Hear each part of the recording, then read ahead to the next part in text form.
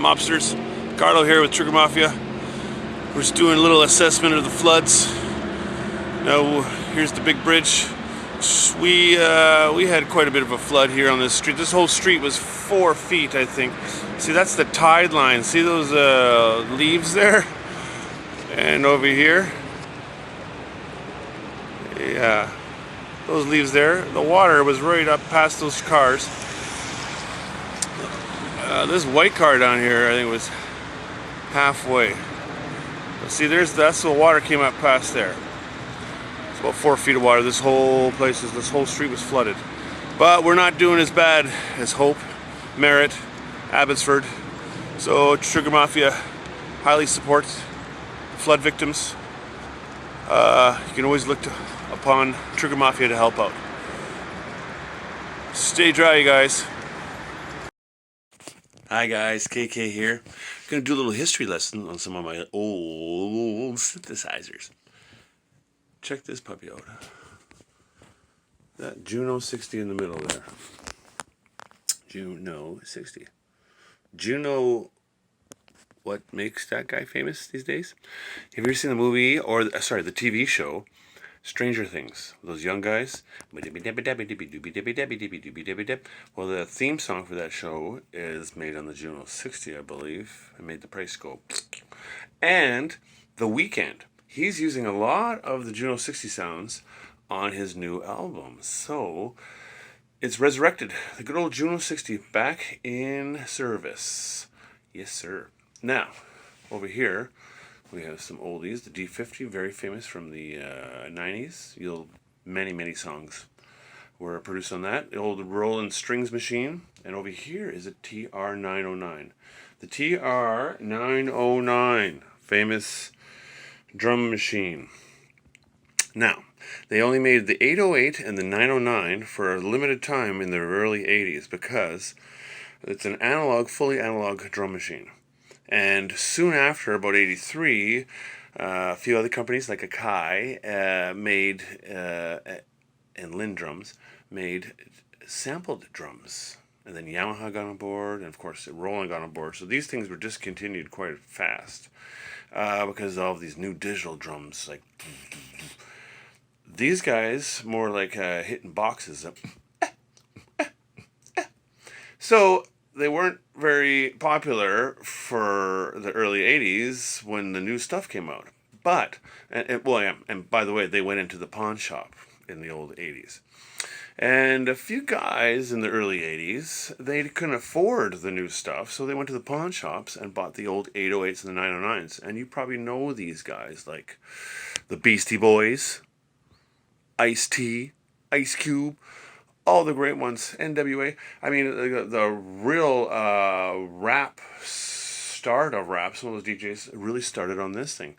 So, in years later on, these things, the price skyrocketed because so many hits that that I know, and were made on this drum machine. So I couldn't I had a TR-909 back in the early 90s and the late 80s, and I couldn't get $200 for it. Some guns worth about $7,000 now. All right, so there's a little lesson on a couple of Roland things. Stay tuned. Trigger Mafia out. Hello, happy November. It's a storm out there. That's why we're inside the studio doing some recordings on these old girls here. Let me get a couple more over here. All right. Hi, it's Karl from Trigger Mafia. I am just going over some old stuff here, trying to get some funky stuff down. We got the Roland Juno 60. Very, very, very, very awesome. The Jupiter 6, even more awesome. We'll get to those guys in a little while, but here is a little treat, the TR-909. This drum machine and the TR-808 are very famous because they came out in 81, 82, and they're analog, fully analog drum machines. And what happened was these other companies were trying to put sampled drums in their drum machines, but it was way too expensive back in those days.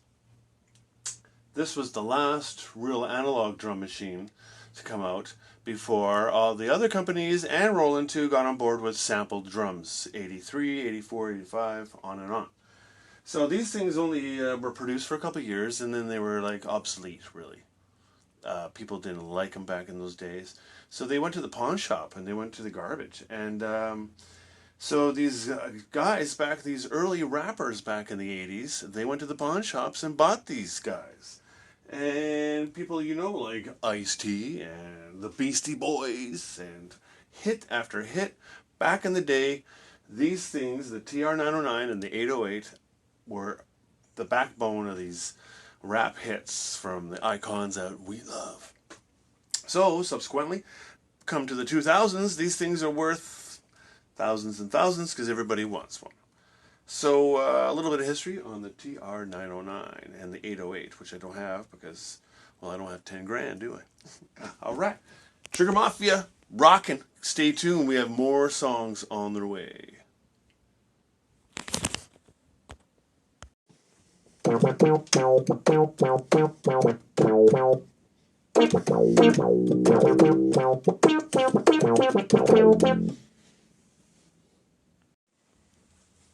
All right.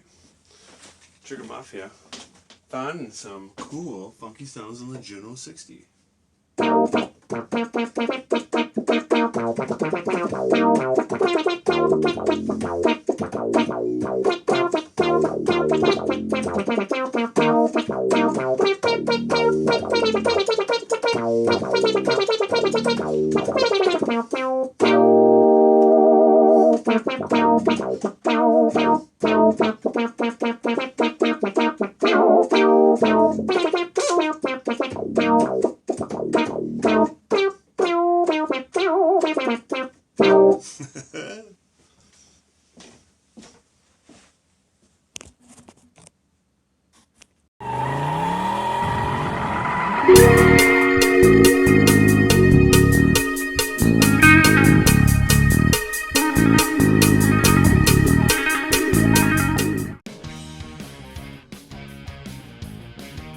This album really started with just a bunch of friends, beginning of the pandemic, rock and roll therapy. We were like just getting together to jam.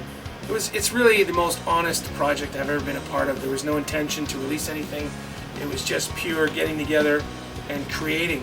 And it just led to something so much bigger, so much more grandiose. And it's pretty cool, pretty overwhelming. And everything about this project from the beginning has been serendipitous, has been sort of almost effortless. Yes, there's effort behind it. We show up, we rehearse, we work hard, we write songs, all that kind of stuff. But it's been sort of just like something was pulling it along the whole time.